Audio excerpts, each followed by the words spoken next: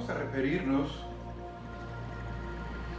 al sermón clasificado como sermón número 10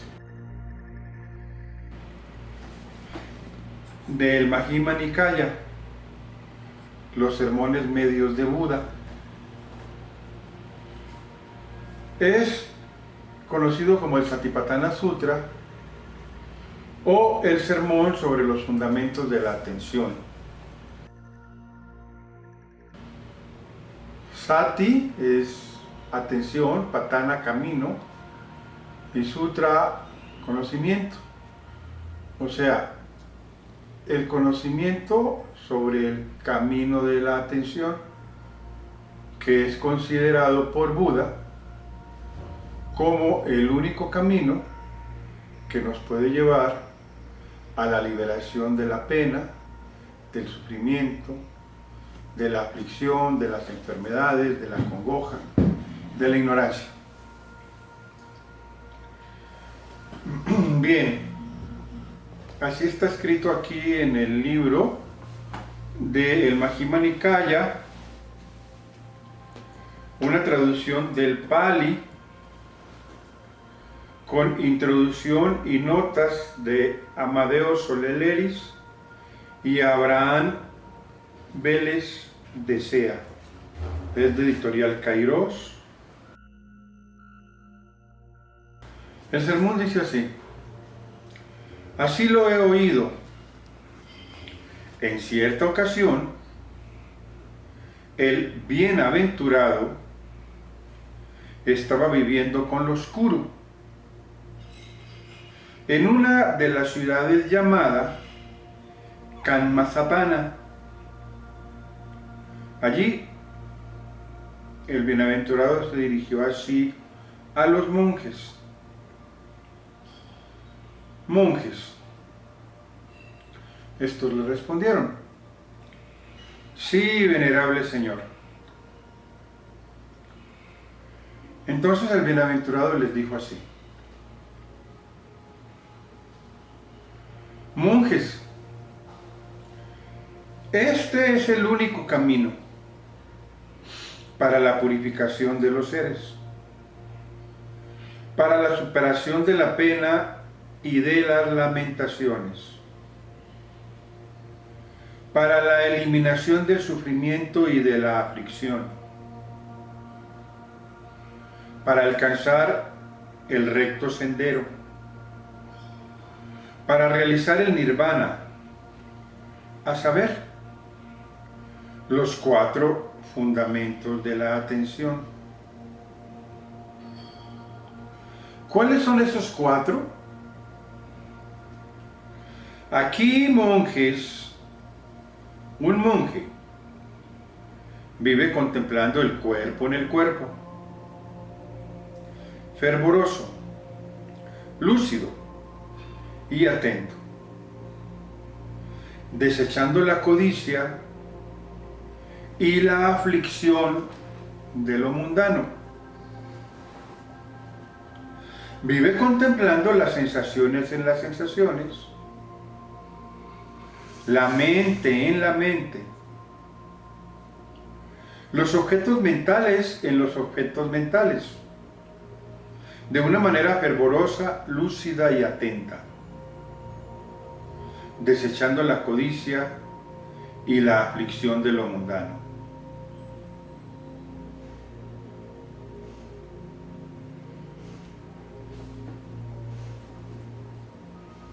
Bien,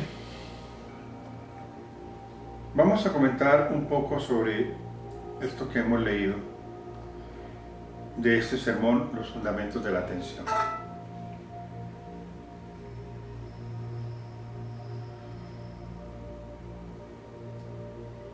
Bienaventurado es como se le conocía a Buda. Y bienaventurado porque era una persona que había realizado la liberación total del sufrimiento, porque tenía el conocimiento pleno y verdadero, porque tenía la visión clara, el entendimiento claro, la comprensión clara. Bien, seguimos en el texto y dice que el Buda se refirió a los monjes. Monjes, en una de las tantas connotaciones que se le puede dar a esta palabra, podemos referirnos a aquellas personas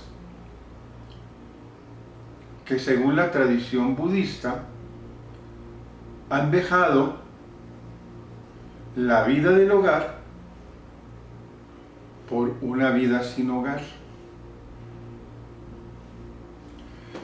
En el contexto original podemos pensar que una persona que ha dejado la vida del hogar es alguien que ha abandonado la casa de sus padres. En esta época, estas personas buscadoras de la verdad dejaban la casa de sus padres o de su familia y se dirigían al bosque, en donde seguían la tradición de la meditación o tradiciones que estaban dirigidas a formar al individuo en su fuero interno, en su desarrollo interior. Pero si profundizamos un poco más en lo que es dejar la vida del hogar y nos auxiliamos de otros contextos, de otras tradiciones, la palabra casa, que es una connotación de la letra hebrea Bet,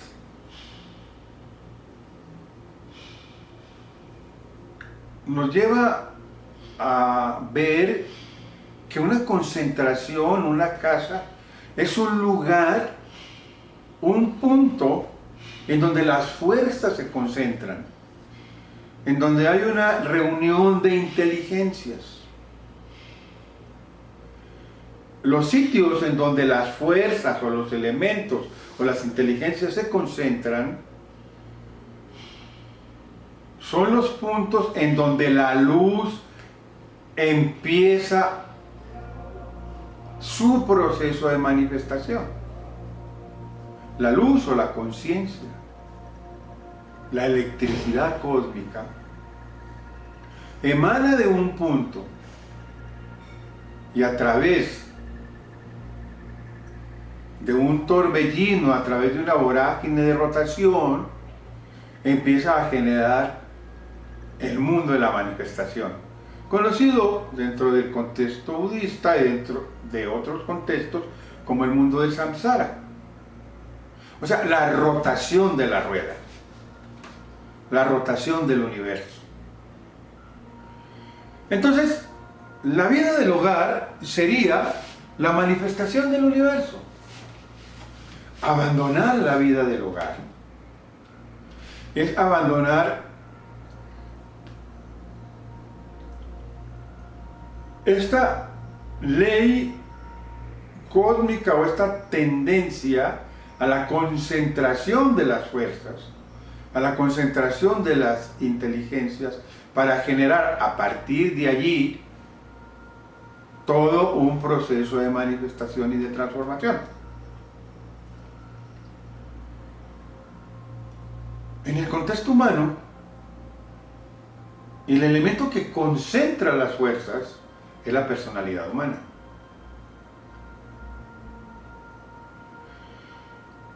¿Qué sería concentrar las fuerzas?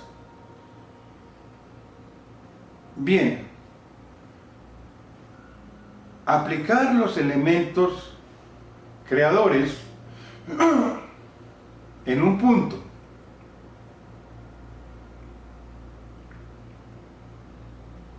A partir de este momento,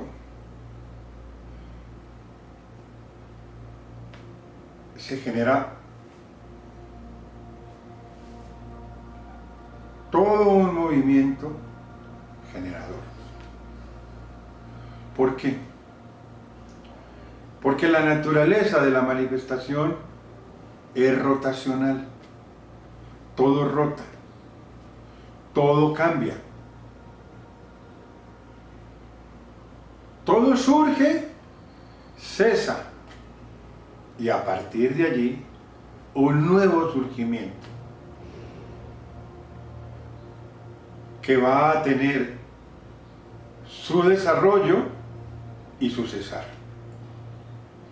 Y de allí otro nuevo. Entonces, estamos hablando de un mundo de ruedas que giran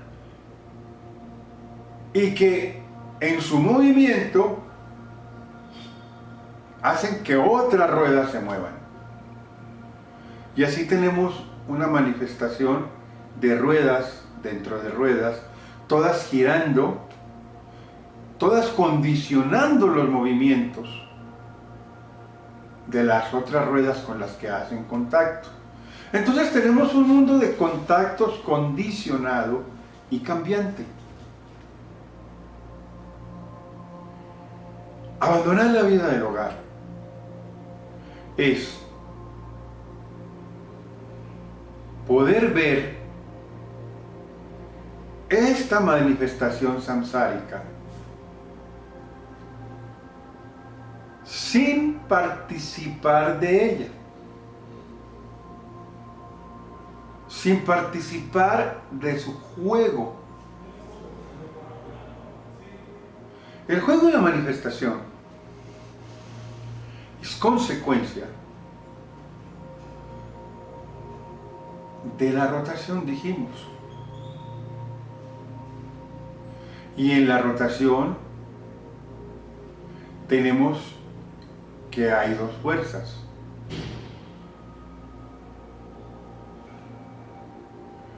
Una fuerza de expansión y otra fuerza de concentración que jala hacia el centro.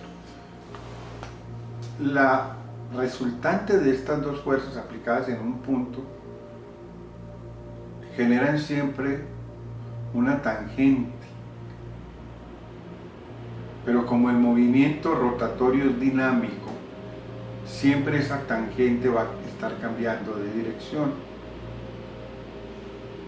Esto es lo que va a generar que en el universo haya un continuo cambio. Si queremos ver la realidad, tenemos que ver esto, que en todo hay como característica el continuo cambio. Por consiguiente, nada permanece. Todo cambia. Pero ¿cómo fue generado este cambio? Condicionado por otros movimientos rotatorios. Entonces tenemos en el universo que lo único que hay es que en cada momento hay una condición que genera otra en un contexto de continuo cambio, de continua transformación. Esto nos lleva a la conclusión de que nada es. Nada permanece.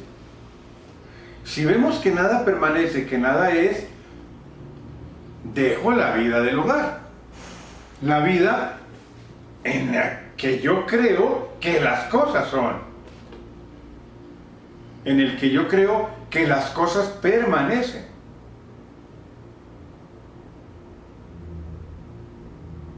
Aquellos que ven este contexto son considerados como nobles. Conforme esta visión se vaya haciendo clara, cada vez más, Entonces vendrán dentro de la concepción budista diferentes niveles de nobles. Todos estos nobles son considerados como los nobles discípulos. Entonces, en el mundo actual, aquel que tenga esta concepción es considerado un monje o un noble discípulo. No es necesario para esto portar una túnica, ni pertenecer a una corporación. Es una cosa que se da en un proceso de comprensión, y este proceso de comprensión es un proceso de una vivencia personal. Bien, entonces estamos ubicados en los monjes. Entonces Buda dice, monjes, este es el único camino. Se está refiriendo a seres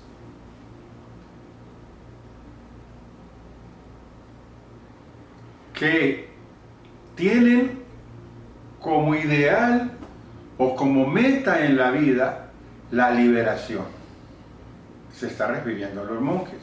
O sea, a personas que tienen como meta en la vida comprender cómo es el mundo de la manifestación y la función de las cosas en ese mundo de la manifestación. Dice, este es el único camino para la purificación de los seres. La purificación conlleva de que los seres están libres, están purificados. Y en el contexto budista, ¿qué es estar libres? Es estar libre del sufrimiento. Para estar libre del sufrimiento, yo tengo que estar libre del apego y libre del rechazo. Libre de la ansiedad, de la posesividad y libre del enojo. Libre de la agresión. Libres del apego y libres del rechazo, me hacen ver las cosas con claridad. Entonces, ver las cosas con claridad me liberan de la ignorancia. La ignorancia que se gesta cuando yo veo las cosas a través del apego o a través del rechazo.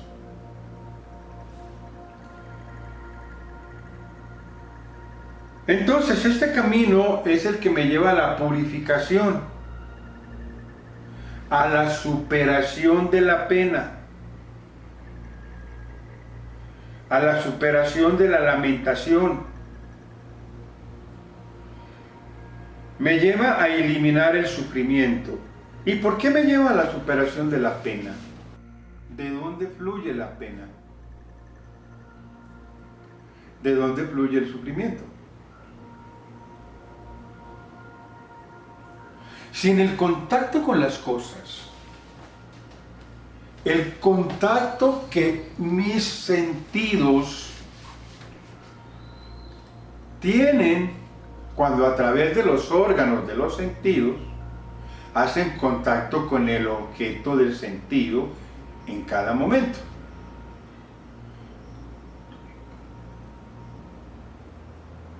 Cuando ese contacto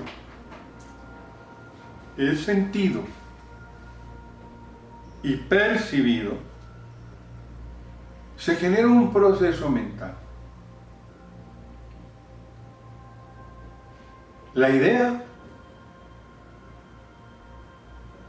vista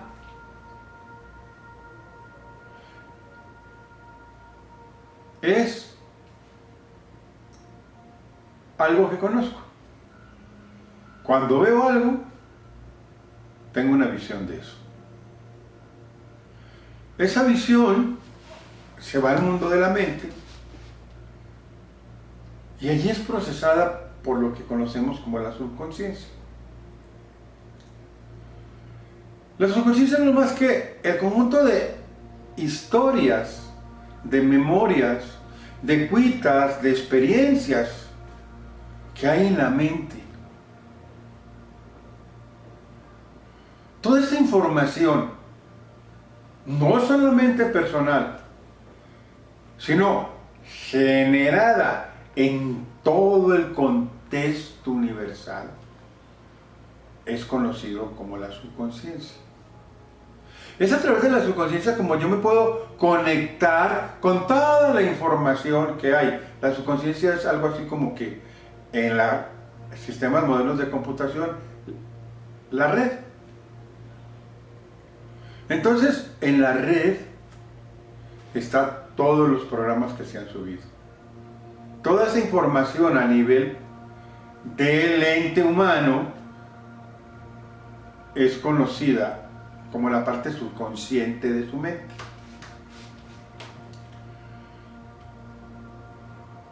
La idea generada en el contacto es llevada y sembrada en la subconsciencia, y esa idea allí se va a reunir, se va a juntar, se va a unir con no sabemos qué, con información que hay en el nivel subconsciente.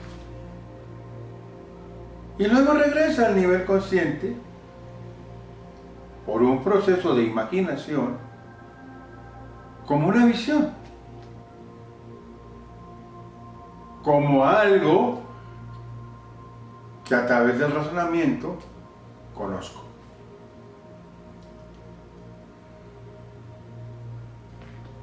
Pero esta idea va a generar un proceso de transformación.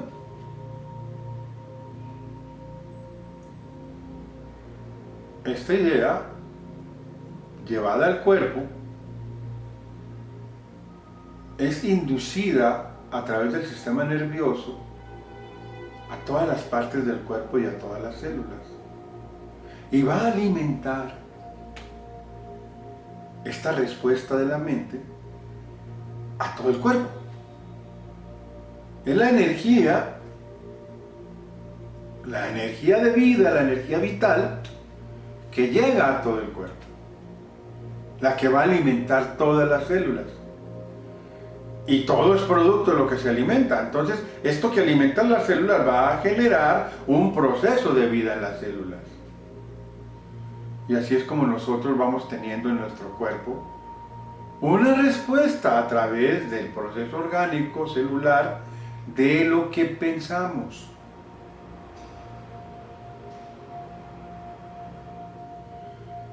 Esto que pensamos también es llevado al centro de la garganta, en donde es emitido como nombre, como sonido, como palabra.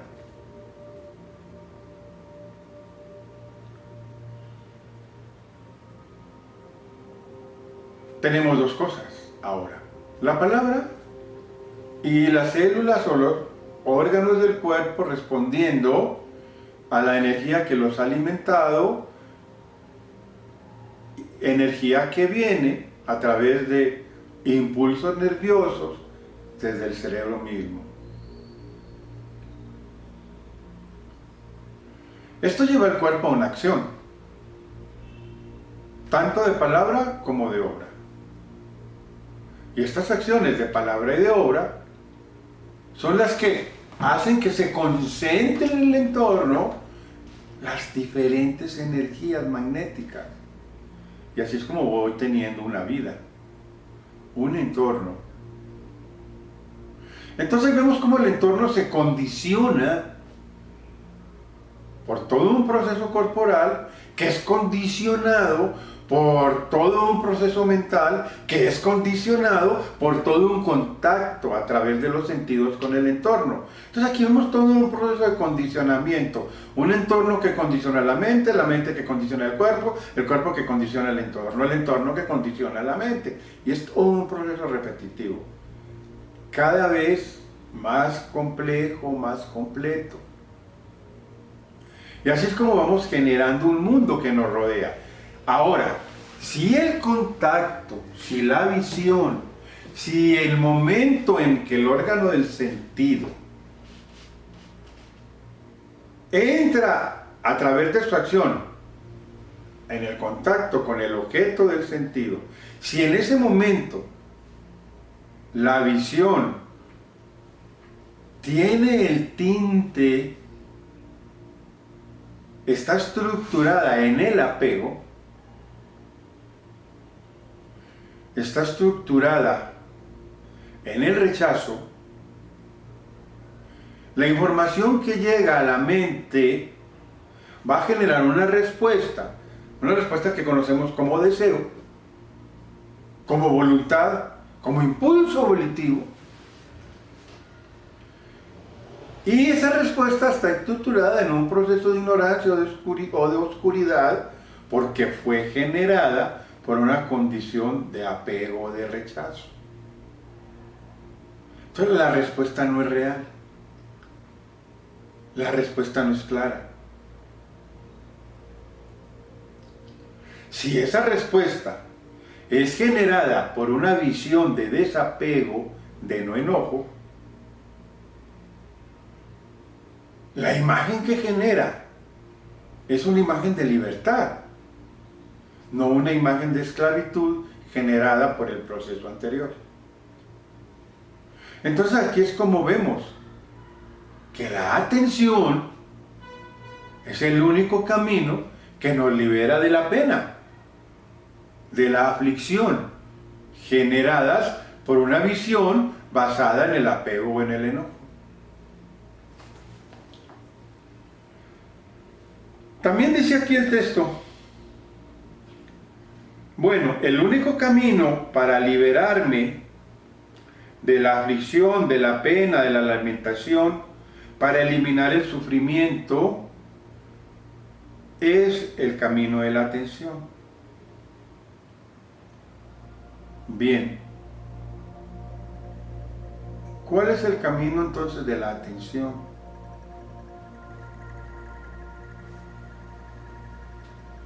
Estar atento es estar viendo la realidad. Estar viendo la realidad es estar viendo, repetimos, libre de enojo o libre de apegos. Ver las cosas como son, sencillamente. Que el ojo vea formas y colores. Que el oído simplemente escuche sonidos. Que el olfato solamente perciba olores. Que el tacto solamente perciba formas.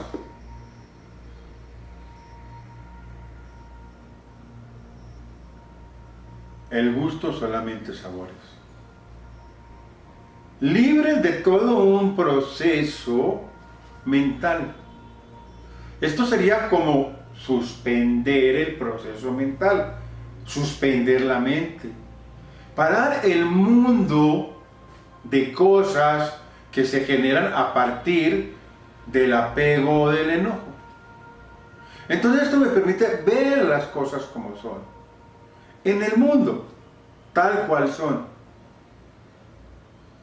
suspendido de mi proceso mental.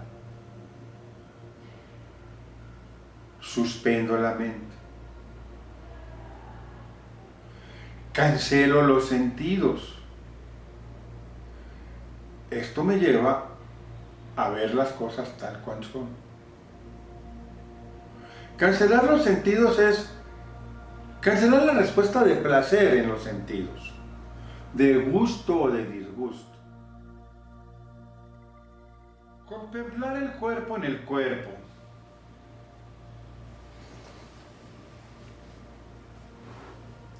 ¿Qué podríamos colegir de esto de contemplar el cuerpo en el cuerpo? Bueno, habrá muchos comentarios, ¿no? Pero uno de ellos es algo así, ¿no? O sea, el cuerpo en el cuerpo. ¿Qué movimiento hay dentro de los movimientos? ¿Qué condición se está generando dentro de las condiciones?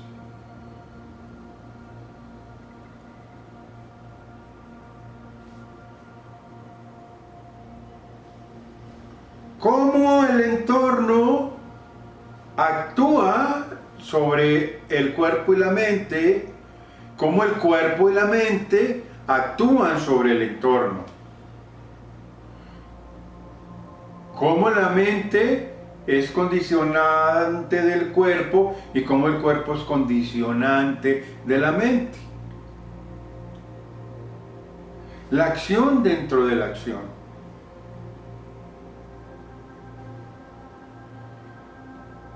Ver el cuerpo en el cuerpo.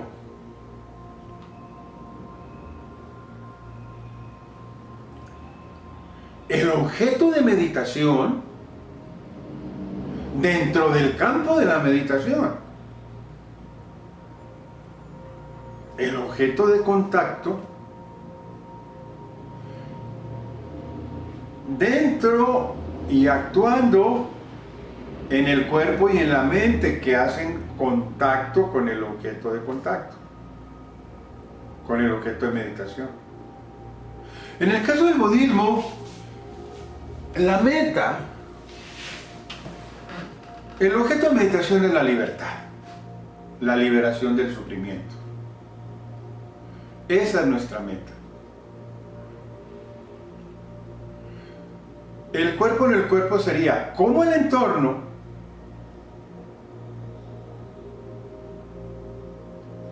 cómo el cuerpo y la mente en su interacción se convierten en objetos de meditación, en el objeto que me permite comprender con claridad, que me permite tener un entendimiento y una comprensión recta. Y a través de ese entendimiento y comprensión recta, alcanzar la meta, que es la liberación del sufrimiento. El cuerpo en el cuerpo. Ver el contacto del objeto con el sentido a través del órgano del sentido. El cuerpo es el objeto en el órgano de contacto. Cuerpo en el cuerpo. El órgano de contacto en el sentido. El órgano de contacto sería la parte externa. Ahora, ese órgano de contacto induce en el sentido. Cuerpo en el cuerpo. El sentido, una información que procesa como consecuencia del contacto y la envía al mundo de la mente. Ahora el objeto de meditación, el objeto sería el sentido, el órgano interno de la mente. La mente ya tiene una información. Esa información de la mente es enviada dentro de la mente a las partes de ella que unen la información y que hace que brote de ella después a nivel consciente a través de un proceso de imaginación una respuesta, cuerpo en el cuerpo. Entonces, esto del cuerpo en el cuerpo lo tendríamos que ver de una manera relativa, siempre con mayor profundidad, teniendo una visión más clara.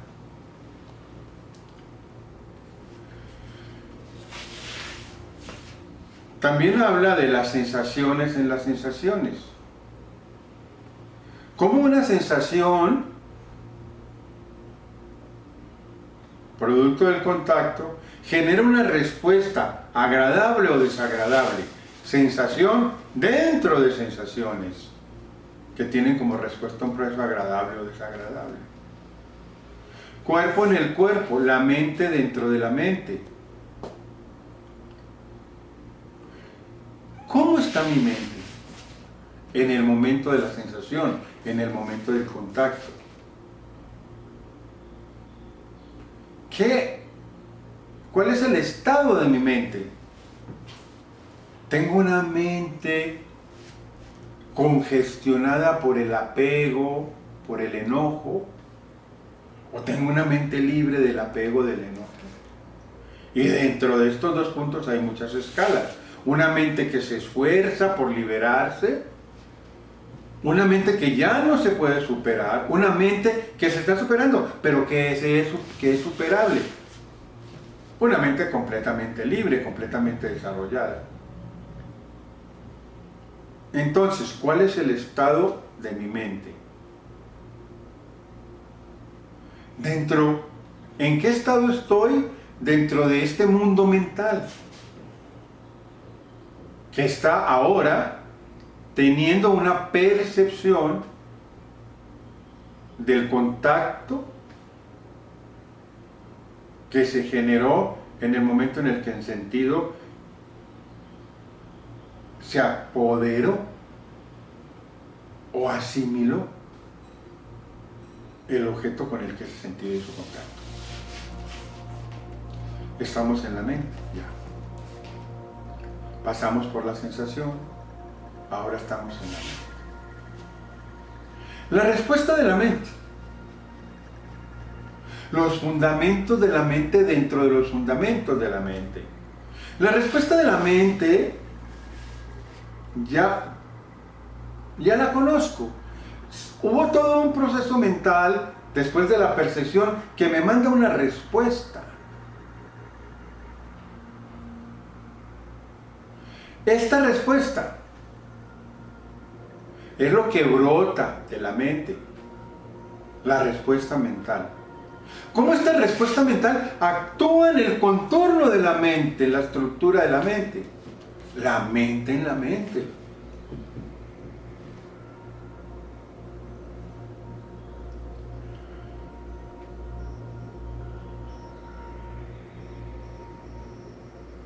Si veo toda esta acción y reacción, estoy viendo que hay un mundo condicionado. Estoy viendo que hay un mundo cambiante. Esto me lleva a la idea de que nada es, de que lo que existe es la transformación. Y no le podemos dar una existencia porque es cambiante. No permanece. Entonces, si habláramos dentro de un contexto, de un léxico, de un lenguaje, podríamos decir que lo que hay es el cambio. Y un cambio condicionado.